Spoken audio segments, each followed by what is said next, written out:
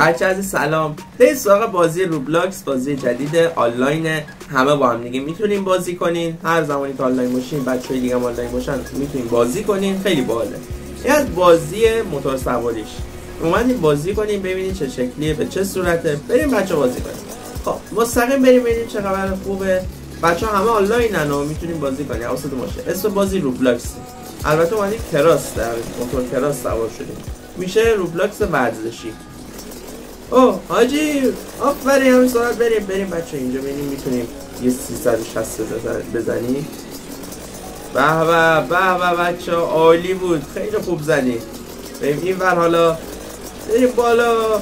عمویی ماشاءالله، ماشاءالله خوب بود، خوبه. خواب بریم دیگه چه جایی داره یه دور دیگه هم بزنیم. به یا حسین، نه خوب بود. بچه همه آنلاین، همشون دیگه خودتون میدونید دیگه، بازی رو کردیم بلدین. اگه بازی هم نکردیم بازی کنیم، خیلی بازی بالیه، باشون پیش بریم. اگه رفیقایی که داریم بازی کنیم که دیگه نور علم. بریم اینجا ببینیم چه زمینه. به ببینیم موتور ما میکشه یا نه. ماشاءالله بریم. حالا یه دور خوشگل میزنیم. به همین سرعت رو داریم. یا ابوالفضل یا حسین، خوبه. خب بریم جلوتر میریم. به اینجا هم با 2 تا یا ابوال.